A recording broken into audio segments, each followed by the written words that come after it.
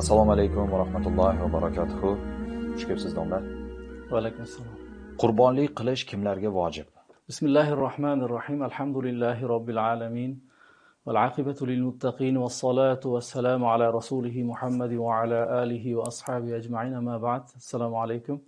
Qurbonlik qilish mo'min insonga boy bo'lsa, balog'atga yetgan bo'lsa va musofir bo'lmasa, ya'ni muqim bo'lsa, mana shunday insonlarga vojib bo'ladi. Faqat bu yerda muammo bo'ladi. Erkak va ayolning farqi yo'q. Boylikni o'lchovida qanday o'lchaymiz degan savolga javob berishimiz kerak. Ya'ni uni haqiqiy ehtiyojlaridan tashqari moli nisobga yetgan bo'lsa, nisob miqdoriga, ya'ni 85 gram tilloning qiymati miqdoriga yetgan bo'lsa va u zakotdagi kabi emas, ya'ni bir yil aylanish shart emas, qurbonlik qilishi vojib bo'ladi. Bu yerda haqiqiy ehtiyojlardan tashqari deganimiz, masalan, insonning ehtiyoji bitta ulov bilan qoniqiladi, ya'ni bitta ulov bilan insonning ehtiyoji qondiriladi. Xuddi shuningdek bitta uy bo'lsa, shuningdek ishga, uyga kiyadigan 2 marta almashtirib kiyadigan 2 qavat kiyimi bo'ladigan bo'lsa, mana shundan ortiq barcha narsalari uni haqiqiy ehtiyojdan tashqari mollar hisoblanadi va bularni qiymati bozor miqdorida qiymatlanganda yuqoridagi aytilgan nisobga yetadigan bo'lsa, qurbonlik qilish vojib bo'ladi. Qurbonlik qilishni vojib qiladigan boylikning miqdori qanday hisoblanadi? Qurbonlik vojib bo'lishi uchun yuqorida aytganimizdek insonning haqiqiy hojatidan tashqari nisobga yetgan moli bo'lishi kerak. Bu nisob miqdori 85 gram tilloning miqdori. Hozirgi kunda buni biz o'sha muomalada bo'lib turgan tillolarni, ya'ni taqinchoq sifatida emas, balki uni xomashyo sifatida, lom deb aytib qo'yamiz. O'sha narxdagi qiymatining miqdoriga teng bo'lishi kerak. U taxminan 40 million atrofida bo'ladi. Bu zakot nisobi ham bir xil miqdorda bo'ladi. Faqat zakot nisobidan farqi bu yerda insonning ehtiyojidan ortiq narsa deganda haqiqiy ehtiyojdan ortiq narsa bo'lishi kerak. Ya'ni uni ishlatadigan narsa bo'lsa ham, lekin bittasi bilan kifoyalanadigan narsa bo'lsa, masalan, avtomobil bo'lsa, 2 ta avtomobil bo'lsa, bittasi ehtiyoj uchun ishlatilgan bo'ladi va ikkinchisi haqiqiy ehtiyojdan tashqari, u qo'shimcha ehtiyoj uchun bo'ladi. Zakot uchun yuqoridagi 2 ta avtomobil ikkalasi ham hisoblanmasa-da, nisobga qo'shilmasa-da, lekin fitr sadaqasi vojib bo'lishi uchun, xususan qurbonlik vojib bo'lishi uchun 2 ta avtomobildan bittasi nisobga hisoblanadi. Undan tashqari, masalan, insonning 2 ta uyi bo'ladigan bo'lsa, uy joyi bo'ladigan bo'lsa, bunda ham bittasi bilan u kifoyalanishi mumkin bo'lgani uchun ikkinchisi nisobdan ortiqcha deyiladi va uning qiymati yuqoridagi 40 milliondan oshadigan bo'lsa, bunda qurbonlik vojib bo'lib qoladi. Masalan, qishloq joylarda bir odamni joyi bo'lishi mumkin, uy joyi bo'lishi mumkin, undan tashqari olib qo'ygan yer, mulki bo'lishi mumkin. Bular ham ortiqcha bo'lgani uchun nisobga qo'shiladi. Kiyimlarni ham ortiqchasi, ya'ni odatda kiyadigandan ortiqchasi, kitoblar bo'ladigan bo'lsa, o'zining mutaxassisligiga doir kitoblar uni haqiqiy ehtiyoji hisoblanadi. Mutaxassisligidan tashqaridagi kitoblar bo'ladigan bo'lsa, uni ham qiymati qo'shiladi. Idish-tovoqlarni ham bir marta mehmonni kutib olish uchun yetadigan va o'zi doim ishlatadigan idish-tovoqlardan tashqari ortiqcha turganlar bo'ladigan bo'lsa, bular ham nisobga qo'shilishi kerak hatto. Faqat bu yerda o'sha ishlatilgan idish, ishlatilgan kiyilgan kiyimlar bozor narxida hisoblangani uchun u juda ham arzon hisoblanadi, chunki uni bozorga solib xaridor qidiradigan bo'lsa juda arzon baholanadi. Mana shu tomonni ham e'tiborga olish kerak bo'ladi. Mana shu narsalarning umumiy qiymatini hisoblaydigan bo'lsak, bundan tashqari tijorat mollari, pullari, bular o'z-o'zidan qo'shiladi. Ya'ni zakotga qo'shiladigan narsalar va yuqoridagi aytib o'tganimiz ehtiyojdan ortiqcha narsalar hammasi qo'shilganda nisobga yetadigan bo'lsa, unda qurbonlik vojib bo'ladi. Ya'ni qurbonlikning vojib bo'lish ehtimoli zakotnikidan ko'ra ancha yuqori bo'ladi degan ma'noda. Butun bir oiladan birgina qo'y kifoya qiladimi? Ya'ni birgina qo'yni so'yish kifoya qiladimi? Biz yuqorida aytib o'tganimizdek, qurbonlik balog'atga yetgan, boy bo'lgan insonning o'ziga vojib bo'ladi. Shuning uchun ham oilada nechta odam nisob miqdoricha mablag'i mulki bo'ladigan bo'lsa, hammasi o'zi uchun alohida qurbonlik qilishi vojib bo'ladi. U ayol kishi bo'ladimi, erkak kishi bo'ladimi yoki bitta qozon ustida jamlangan oila, aka-ukalar, ota, farzandlar bo'ladimi, buni ahamiyati yo'q.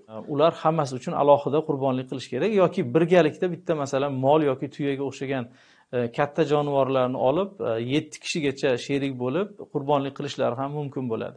Bir kishi ruxsatsiz xotini yoki katta o'g'li nomidan qurbonlik so'yishi joizmi?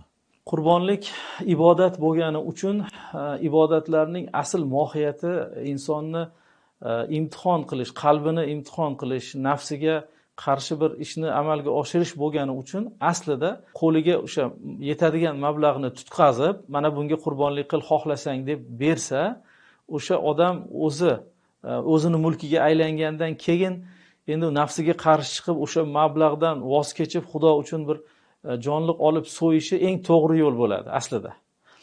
Lekin ulamolarimiz yana o'sha insonlarga yengillik bo'lsin uchun agar ayolini nomidan yoki otasini, onasini nomidan, farzandini nomidan balog'atga yetgan bo'lsa, qurbonlik qiladigan bo'lsa, taqdiran u rozi bo'lardi agar so'raganda, buyurgan bo'lardi degan narsani taqdir qilib joiz deyishadi.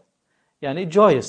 Savolga javob berish uchun biz joiz degan javobni berishimiz mumkin, lekin afzal ko'rinishi haliga aytgan narsa bo'ladi. Ona bo'ladimi, qo'liga shu qo'yga yetadigan miqdorda pulni berib, bu pul sizniki bo'ldi. Xohlasangiz, qurbonlik qilishni istasangiz, pulni menga bersangiz, men shunga bir jonivor olib siz nomingizdan qurbonlik qilaman deb aytsa afzal bo'ladi inshaalloh. Beparvolik qilib qurbonlik qilmagan kishi nima qiladi? Beparvolik qilib qurbonlik qilmagan kishi agar qurbonlik vojib bo'lgan insonlardan bo'lsa, qurbonlik kunlari o'tgandan keyin o'rtacha bitta qo'yni eng kamida qiymatini kambag'alga, faqirga sadaq qilish vojib bo'ladi. Vojib amal, zimmasida qolib ketmasligi uchun bajarish kerak bo'ladi. Agar kambag'al odam bo'lgan bo'lsa, u qurbonlik qilish o'zi vojib emas edi, unga keyin ham hech narsa vojib bo'lmaydi. O'tganlarning nomidan qurbonlik qilinadimi? O'tganlarning nomidan qurbonlik qilish mashru emas. Ya'ni mashru emas degani aynan qurbonlik bo'lib voqea bo'lishi mashru emas, mashhur emas. Bitta holatni ulamolar kitoblarda zikr qilishgan. Agar bir mol yoki tuya ustida bir necha odam sherik bo'lgan bo'lsa, endi qurbonlik kuni kelgandan keyin haligi odam qurbonlik qilishdan oldin vafot etib qolsa, sheriklardan biri, shunda merosxo'rlar kelib, mayli vafot etgan otamizni nomidan qurbonlikni davom ettirib qilaveringlar desa, o'tadi inshaalloh deyishgan. Lekin o'zi avval boshdan otam o'tgan edi, o'sha kishining nomidan qurbonlik desa, bu aynan qurbonlik bo'lib voqea bo'lmaydi. Ya'ni vafot etgan insonning zimmasiga vojib bo'lmaydi hech narsa. Chunki vojib bo'lish zimmasi unda yo'q bo'ladi vafot etgandan keyin. Hisob-kitoblar hammasi yopilgan bo'ladi. Illo o'zining molidan farzand bitta jonliq olib qurbonlik kunida so'yib o'sha otasining nomidan xayr ihson qiladigan bo'lsa, jonliqni so'yganli savobi va sadaqalarning savobi inshaalloh yetadi. Erkak yoki urg'och hayvonlardan qaysi birini qurbonlik qilish afzal? Erkak urg'ochini ahamiyati yo'q, joiz bo'laveradi. Erkak va urg'ochilik bu zakotda shart qilingan, zakotda tuyada shart qilingan.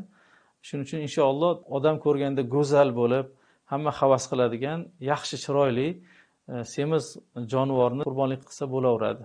Urg'ochimi, nima farqi yo'q. Qurbon hayiti kuni qurbonlik qilishdan avval biror narsa yemay turishning diniy asosi bormi? Ha, buni diniy asosi bor. Fitr kunida Nabiy alayhisolatu vassalom xurmo yeb, og'zini ochib, ya'ni o'sha kuni ro'zador emasliklarini bildirib chiqardilar hayitga. Aynan qurbonlikda esa oldin chiqib, hayit namozini o'qib, qaytib kelib, o'zi so'ygan jonivorlarni go'shtlaridan birinchi bo'lib iste'mol qilardilar. Bu hadisga, sunnatga muvofiq bo'lgani uchun inshaalloh savob bo'ladi shunday qilsa. Qurbonlik qilishni niyat qilgan kishi tirnoq va sochlarini olmasligi kerakmi? Ha, bu masala har yili bir ko'tariladi, juda ham ajoyib masala. Nabiy alayhisolatu vassalomdan rivoyat qilingan hadis sharifda kimki qurbonlik qilmoqchi bo'ladigan bo'lsa, tirnoqlari va sochlaridan tiyilsin degan hadis shariflar bor. Ayni ushbu hadis sharifni boshqa mazhab ulamolari, ya'ni qurbonlik vojib emas, sunnat degan ulamolar mana Nabiy alayhisolatu vassalom qurbonlik qilishni xohlagan odam deyaptilar. Demak, xohlagan qiladi, xohlamagan qilmas ekan deb dalil qilishgan va mana shu hadisda kelgan ochiq oydin. Qadim ulamolar ham, mutaqaddim ulamolar ham bu masalada ixtilof qilgan. Xususan bizning Hanafiy mazhabida Abu Hanifa rahmatullohi alayhi sarohatan so'zlar bor, ya'ni qurbonlik qilmoqchi bo'lgan inson qurbonligini so'ygunicha sochlari va tirnoqlarini olishi makruh emas. umuman zarari yo'q deganlar. Bunga dalil qilib Oysha radhiyallohu anhodan rivoyat qilingan hadis sharifni keltirganlar. Oysha onamiz aytadilar, Nabiy alayhisolatu vassalom haj qilmoqchi bo'lgan yillarda hadiylarni jo'natardilar va o'zlari esa halol holda qolardilar. Ya'ni inson ihromga kirmagan inson uchun nimalar halol bo'lsa, hamma ishlarni qilardilar. Xususan o'sha ayollar bilan bo'ladigan soch tirnoqlarini olish va hokazo ishlarni barchasini qilaverardilar deydilar. Ushbu hadis sharifni qayeri dalil desa, Nabiy alayhisolatu vassalom bu yerda hadiy so'yishni, ya'ni Makkaga borib hayit kuni jonliq so'yishni oldindan tayin qilib qo'ydilar. Chunki jonivorlarni yubordilar taqlid qilib, o'shanga tayin qilib. Ya'ni qurbonlikdan, muqim odam so'yadigan qurbonlikdan anchagina yuqori darajada turadigan jonliqni so'yadigan bo'la turib, bu narsalarni qilaverishlari qurbonlikni so'ymoqchi bo'lgan odamni qilishi joizligiga batariqa avlo dalolat qiladi deydilar. Undan tashqari bu hadisni yana bizning ulamolarimiz javob berishlariga asosiy dalil bu mashhur amal, ya'ni shoyi bo'ladigan balvoyi omma deyiladi. Hamma qurbonlik qilgan, sahobiylardan ham, tobiinlardan ham hamma qurbonlik qilgan. Lekin bu paytda soch va tirnoqdan tiyilish Nabiy alayhisolatu vassalom zamonlarida ham, u kishidan keyingi zamonlarda ham mashhur bo'lmagan. Ya'ni biror bir ulamolarimiz aytadiki, Nabiy alayhisolatu vassalom ahllarini qurbonlikka buyurdilar, sahobalarni buyurdilar, lekin birortasini soch va tirnog'ingdan tiyilgin deb aytmadilar dedilar. Agar bu vojib yoki bir afzal amal bo'lganda Nabiy alayhisolatu vassalom buni bayon qilishdan qolmasdilar deydilar va yuqoridagi hadis sharifni aytadilar, bu munqati hadis deydilar. Shunday qilib javob beradilar. Ya'ni ikkala tomonning ham o'ziga yarasha dalillari bor. Bizning Hanafiy mazhabimiz ixtiyor qilgan qavlga ko'ra, demak, o'sha kuni qurbonlik qilmoqchi bo'ladigan kunlarda soch va tirnoqlarni olishining umuman zarari yo'q inshaalloh. Vakillik yo'li bilan qurbonlik qilsa bo'ladimi? Vakillik yo'li bilan qurbonlik qilish joiz. Afzali o'zi qilish. Ya'ni o'zi Nabiy alayhisolatu vassalom qodir bo'lsa o'zi so'ysin dedilar. Agar bo'lmasam o'sha joyda hozir bo'lishni tavsiya qilganlar. Shuning uchun o'sha joyda turib Allohni qabul qilishi borasida duolarni qilib turish afzal, lekin vakillik bilan joiz, muammosiz ya'ni. Qurbonlikning vaqti haqida to'xtalib o'tsangiz. Qurbonlik shahar joylarda, ya'ni Eid namozi o'qiladigan qishloq bo'ladimi, joylarda, shahar bo'ladimi farqi yo'q. Eid namozi o'qiladigan hududlarda namoz o'qilgandan keyin jonliq so'yiladi. Namoz o'qilgandan keyin jonliq so'yiladi. Ya'ni bu degani sal shoshilmay turish kerak. Eid kuni 10-Zulhijja kuni, demak, bomdoddan keyin, quyosh chiqqandan keyin 15 minut, 20 minutdan keyin namoz boshlanadigan bo'lsa, o'sha namozdan keyin so'yish kerak bo'ladi. Agar undan oldin so'yib qo'yadigan bo'lsa, quyosh chiqdi-yu deb namoz o'qishdan oldin so'yib qo'yadigan bo'lsa, oddiy go'sht bo'ladi, boshqatdan so'yish kerak bo'ladi. Endi qishloq joylar bor. Qishloq deganda hozir bizni holatimizdagi qishloq tushunmaslik kerak. Tog' toshlarda yakka odamlar yashaydigan yoki juda ham kamchilik yashaydigan va u yerda odatda Eid namozi o'qilmaydigan joylarda tongdan so'ysa bo'ladi inshaalloh. Chunki u yerda namoz o'qilmaydi, asli namozdan keyin bo'lish kerak. Fuqaholar shunday deydilar. Keyin uni oxirgi kuni, 3-kuni quyosh botishidan oldin so'yishga ulgurib qolsa, o'sha qurbonlik o'rniga o'tadi. Quyosh botgandan keyin endi uni agar sotib olgan bo'lsa, o'zini sadaqa qilishi yoki qiymatini sadaqa qilish vojib bo'ladi, yo'q bo'lsa. Vallohu alam. Qurbonlik qilish mumkin bo'lgan kunlardan qaysi birida qurbonlik qilish afzal? Ulamolar fiqh kitoblarida hammasi yakdillik bilan birinchi kun afzal deyishgan, lekin bu degani ikkinchi, uchinchi kuni bo'lmas ekan degan so'zni olmaslik kerak. Sharoitga qarab, qulaylikka qarab, haliga aytganday 3 kun ichida so'ysa joiz.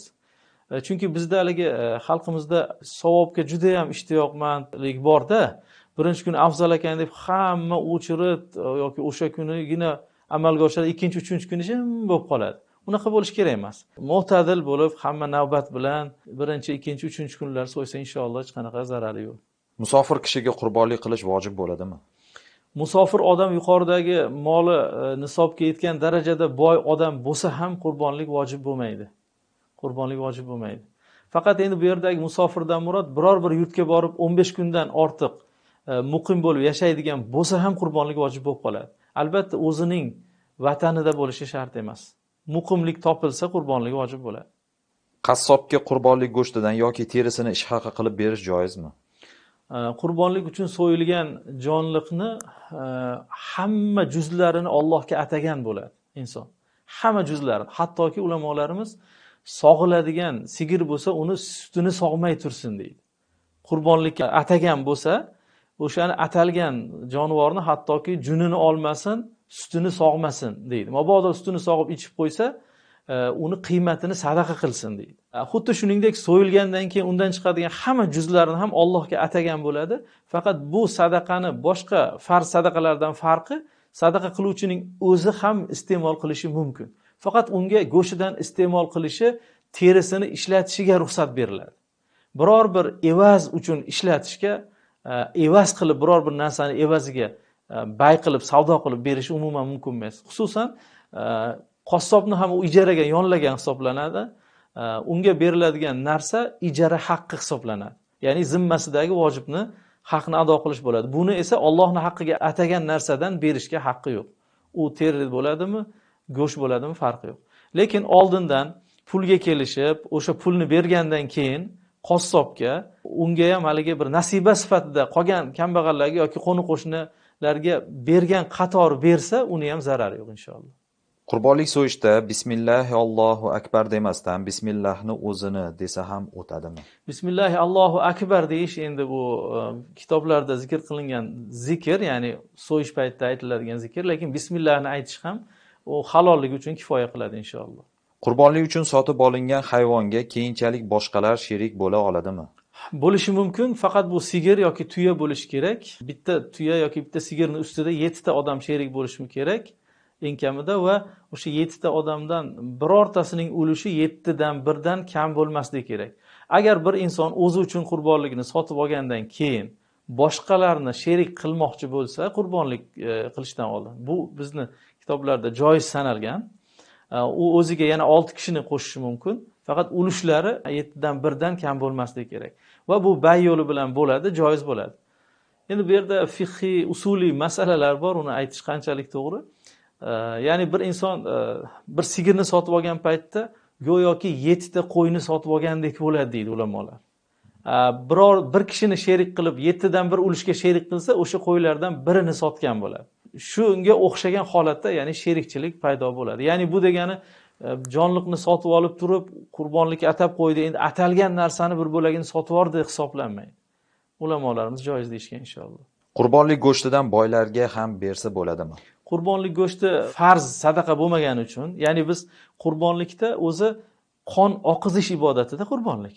Joni chiqquncha shu bo'ynidan so'yib, joni chiqqandan keyin ibodat ado bo'lib tugagan bo'ladi. Uning go'shtini berish endi nafl ibodat. Ya'ni o'z ixtiyoridagi ibodat. Hammasini ham o'zi yeyishi mumkin hattoki. Faqat sotmaslik kerak xolos. Shuning uchun ham nafl sadaqalarni boylarga berish joiz, chunki nafl sadaqalar hadiya ma'nosida bo'ladi. Shuning uchun ham g'ayridinlarga ham hattoki berish mumkin, boylarga ham berish mumkin, bunda zarar yo'q. Va qadri imkon muhtojlarga va ko'ngli yorishadigan, ko'ngli yaqin bo'lgan insonlarga berishi afzal bo'ladi inshaalloh. Hayvon sotib olingandan so'ng kasal bo'lib qolsa, uni qurbonlik qilsa bo'ladimi? Bu ham nozik masala ekan. Agar kasal bo'lib qoladigan bo'lsa, u odam kambag'al bo'lib, sotib olayotganda qurbonlik uchun tayin qilib sotib olgan bo'lsa, o'zini so'yishda zarar yo'q.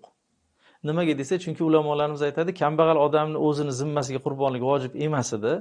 U bir qo'yni, jonivorni qurbonlik uchun atab sotib olgan paytda o'shaning o'zi vojib bo'lib qoladi deydilar, va u o'shani o'zini so'yadigan bo'lsa, bu nuqsonli ish qilgan hisoblanmaydi. Lekin boy odam sotib olgan bo'lsa, keyin u qurbonlikka yaramaydigan darajada kasal bo'lib yoki jarohatlanib qoladigan bo'lsa, o'rniga yaxshisini olib so'yish kerak bo'ladi. Chunki boyni zimmasiga vojib bo'ladi qurbonlik qilish. Zimmasiga vojib bo'ladi. Ya'ni nazr bilan vojib bo'lmaydi. Shariat tomonidan o'zi ayni vojib bo'lgan bo'ladi. Shu e'tibordan yaroqlisini olib so'yish kerak bo'ladi. Faqat bu yerda kasallik ham yaramay qoladigan daraja kasal bo'lsa. Agar yaraydigan bo'lsa, unda joiz. Qurbonlik go'shtidan o'zga din vakillariga ham berish mumkinmi? Yuqorida aytganimizdek, qurbonlik go'shtini sadaqa qilish, bu nafl sadaqa hisoblanadi. O'zga din vakillariga ham berish joiz. Ularni qalbini, ko'nglini ulfat qilish, qo'shnichilik haqqini ado qilish va hokazo shunaqa ma'nolari bor. Payg'ambarimiz Muhammad sallallohu alayhi va sallamga atab qurbonlik uchun qo'y so'yish mumkinmi? Bu oxirgi paytlarda ko'p ko'tarilayotgan masala bo'lyapti. Bu biz bilganimizcha, endi bizni bilishimizcha bu salaflarda, oldingi ulamolarimizda mashhur bo'lmagan amal. Bu narsani paydo qilib, ko'paytirib urchitish kerak emas. Nabiy alayhisolatu vassalomga salovatlar aytiladi. Endi mabodo bir odam qiladigan bo'lsa, buning zarari yo'q inshaalloh. Bu ham ibodat, ya'ni uni savobini bag'ishlash bo'ladi. Xuddiki duo qilishga, salovat aytishga o'xshaydi inshaalloh. Aqiqa va hayitning qurbonligini bitta qilsa bo'ladimi? Agar bitta jonliq so'yib aqiqa va qurbonlik deb aytadigan bo'lsa, unda biri vojib, ikkinchisi mustahab amalda. Agar boy odam bo'lsa, bu aytilayotgan odam qurbonlik zimmasiga vojib bo'lganlardan bo'lsa, unda qurbonlikdan o'tadi va aqiqadan o'tmaydi. Chunki tadoxul deydi buni, bir-birini ichiga kiritish. Bu ikkalasidan ham alohida maqsud qilingan narsa va mahal tayin bo'lib qoladi ikkalasi uchun ham. Ya'ni jonliq ikkalasi uchun ham alohida tayin qilinadigan ibodatlardan. Shuning uchun ham ikkalasini bir-biriga kirishtirib bo'lmaydi. Buni haligi masjidga kirganda tahiyatul masjidga o'xshatib bo'lmaydi. Masalan, peshin vaqtida kirib, peshin namozini 4 rakatini o'qishda tahiyatul masjidni qo'shib niyat qilsa, 4 rakat bilan ikkalasi ado bo'lib ketadi. Lekin bunda unday bo'lmaydi. Ikkalasini qo'shib niyat qilganda hukmi yuqorisi bo'lgani o'tadi, ikkinchisi o'tmaydi. Ya'ni vojib bo'lgan qurbonlikdan o'tadi, aqiqadan o'tmaydi. Shuning uchun agar alohida qilgani afzal bo'ladi inshaalloh. Tuya va sigirga bir kishi qurbonlik, yana biri nazr, yana biri aqiqa, yana biri nafl niyatida qo'shilsa bo'ladimi? Bu yerda bo'ladi, lekin afzali o'sha kundagi so'yiladigan jonliqlarning eng savobi ko'pi bu qurbonlik degani bo'ladi. Qurbonligi afzal bo'ladi. Inson masalan o'zini o'lchov bilan o'lchaydi-da, shariatni o'lchoviga yurgan ma'qul bo'ladi. Ya'ni shariat qurbonlikni eng afzal amal deydimi, o'shani qilgan ma'qul. Chunki nafl ham qilyapti, undan ko'ra o'sha o'zini zimmasiga vojib bo'lmasa ham qurbonlik deb niyat qilsin. Lekin mabodo shunday bo'lsa ham, yuqoridagi niyatlar bilan qo'shiladigan bo'lsa, inshaalloh joiz bo'ladi. U yerda faqat ibodat bo'lmaydigan holatlarda birontasi qo'shilib qoladigan bo'lsa, unda qurbonlikdan qolganlarniki ham o'tmay qoladi. Shuning uchun ham ibodat niyatida bo'lsa, unda joiz bo'ladi. Hattoki ulamolarimiz aqiqani ham asli shariatda bor narsa bo'lgani uchun inshaalloh aqiqa bilan qo'shilsa ham joiz deyishgan. Hayvon so'yganda uni og'iz bilan puflab shishirish joizmi? Umuman olganda shu hayvon so'yishdagi odoblar haqida to'xtalib o'tsangiz. Jonliqni so'yganda puflash, endi biz ota-bobolarimizdan qo'yda bu narsa urfga kirgan, adashmasam tuyada yo'q bo'lsa kerak, sigirda ham Alloh alam biz ko'rmaganmiz. Endi qo'yga kelib taqaladi masala. Buni endi oxirgi paytlarda bu masala ham ko'p urchidi. Juda ham e'tibor aslida bermaydigan masala. Chunki uni makruh deb kimdir aytsa ham bu karohat tanzihiy bo'lishdan nariga o'tmaydi. Chunki mo'minning su'ri, og'zidan chiqqan su'ri u halol. Og'iz tegsa ham, tupugi tegsa ham hattoki hech qanaqa najosatga aloqador narsa bo'lmaydi. Faqat endi bu yerda ba'zi ulamolar aytgan bo'lishi mumkin. Buni dalilni ham ko'rmadik biz kitoblarda. Nabiy alayhisolatu vassalom ovqatga puflashdan qaytardilar. Bu ham karohat tanzihiy narsa. Shu e'tibordan bo'lgan bo'lishi mumkin. Lekin bu oldingi zamonlarda nasos degan shunga o'xshagan narsalar tasavvur qilinmagan. Buni boshqa chorasi bo'lmagan va ulamolarimiz tarix davomida birorta bir joyda buni tanqid qilib yoki qaytarmagan xalqni. Bundan ko'rinadiki, buni zarari yo'q inshaalloh. Xo'p, qurbonlik qilinadigan hayvon necha yosh bo'lishi kerak? Bu endi hozir eng ko'p tarqalgan ma'lumotlardan qo'y bo'ladigan bo'lsa, agar 6 oyga to'lgan bo'lsa, bunda 1 yoshlik qo'ylar bilan teng bo'lish kerak. Ya'ni yaxshi o'sgan, go'sht kirgan bo'lish kerak, pichoqqa yaraydigan. Agar unday bo'lmasa, qo'y echkilardan 1 yoshga to'lgani, sigirlardan 2 yoshga to'lgani, tuyadan 5 yoshga to'lgani qurbonlikka yaraydi inshaalloh. Qurbonlikka yig'ilgan pulni ehson qilish afzalmi? Qurbonlik uchun yig'ilgan pulni bu endi kambag'al odam haqida bo'lsa kerak. Chunki boy odamga shundoq ham o'zi vojib, uni ehson qilsa ham baribir boshqa so'yish kerak bo'ladi o'rniga. Kambag'al odam agar qurbonlikka deb pul yiqqan bo'lsa, baribir uni sadaqa yubormoqchi bo'ladigan bo'lsa, jonliq olib so'yish afzal bo'ladi. Chunki o'sha kunning ibodati, o'sha Eid kunlarining ibodati qurbonlik qilish, jonliq so'yish ibodatida. Bu islom shiorlaridan. O'sha islom shiorlarini ulug'lash ma'nosi ham bor bu yerda. Shu e'tibordan jonliq olib so'yish afzal bo'ladi inshaalloh. Haj ibodatini ado qilayotganda qurbonlik qilinadi. U o'sha kishi boy odamni qurbonligini soqit qiladimi? Yaxshi savol. Ko'pchilik mana shu joyda chalkashtiradi, adashadi. U hajda so'yiladigan jonliq u tamattu yoki qironning jonlig'i. Ya'ni tamattu degani bir marta safar bilan borib, umra qilib, umra ihromidan chiqib, haj kunlarini kutib, keyin hajga ihromga kirib, hajni ado qiladi. Va hajni ado qilib bo'lgandan keyin jonliq so'yadi. O'sha so'ygan jonlig'i umra qilib olganiga shukrona. Ya'ni bitta safar bilan ikkita ibodatni qilganiga shukrona. Aslida nima qilish kerak edi? Bitta safarga chiqqanda faqat hajni ihromiga kirib, hajni ado qilishi yoki haj oylaridan boshqa paytda bitta safarga chiqib, bitta umra qilish kerak edi, shariatni ko'rsatmasiga ko'ra. Unga shariat ruxsat berdi. Uzoq yurtlardan keladiganlarga, miqotdan tashqaridagilarga endi u safar qilish oson ish bo'lmagani uchun mayli bir marta umra qilsin avval, keyin hajni ham qilsin. Va lekin buni shukronasiga jonliq so'ysin degan. Bu go'yoki jarima jonlig'iga o'xshaydi. Bir ma'noda shukrona. Va qironda ham shunday. Ya'ni birinchi umra bilan hajga qo'shib ihromga kiradi va umra hajni qilib bo'lgandan keyin jonliq so'yadi. Bu jonliq hajniki. Qurbonlik bu boshqa narsa. U boylikdan so'yiladigan jonliq bo'lib, u alohida boshqa. Agar u hajga yoki umraga borgan odam o'sha joyda muqim bo'lib qoladigan bo'lsa, o'sha kuni hajga borgan odam muqim bo'lib qoladigan bo'lsa, unga ham tamattu va qironni jonlig'ini so'yish vojib bo'ladi, bitta jonliq, va qurbonlik ham vojib bo'ladi. Endi qurbonlikni bizda odatda telefon qilib o'zini yurtiga, o'zini qishlog'iga aytib, aka-ukalarga aytib so'ydiryapti, toki o'sha joydagi muhtojlarga yetsin deb. Lekin u yoqda so'ysa ham joiz bo'ladi inshaalloh. Domla, qurbonlik qilishga maxsus bir duo bormi? O'zi maxsus duo yo'q, ya'ni o'zi bismillah Allohu akbar deb so'yiladi, lekin kitoblarimizda yuqorida haligi oyat karimani o'qib tursa afzal bo'ladi deyshadi. Auzubillahi minash shaytonir rojim. Innani solati va nusuki va mahyaya va mamati lillahi robbil alamin la sharika lah va bidalika umirtu va ana avvalul muslimin degan oyat karimani agar qarab bo'lsa ham o'qib tursa, lekin o'qimasa ham yodlamagan bo'lsa uni zarari yo'q. Masalan, yana aytish mumkin, hada minka va ilayka deb duo qilish ham mumkin. Har xil duolar keladi kitoblarda endi. O'zbekcha duo qilib tursa ham bo'ladi. Ya'ni ey Alloh, sen uchun shu qurbonlikni qildim, o'zing qabul qilgin, beriyo deb duo qilsa ham bo'ladi inshaalloh. Domla, qurbonlik qilayotganda qurbonlik qiluvchi o'zi so'ygan afzalmi yoki qassob so'ysa ham bir qanaqadir odoblari bormi? Shular haqida ham to'xtalib o'tsangiz. Yo'q, bu yerda aynan alohida uni odoblari yo'q. Ya'ni jonliq so'yishning hamma shartlari bu yerda ham shart. Ya'ni qiblaga qaratib va uni 4 ta tomirdan hammasini uzish kerak. Hammasini kesmasa, eng kamida 3 tasi kesilgan bo'lishi kerak, joiz bo'lishi uchun.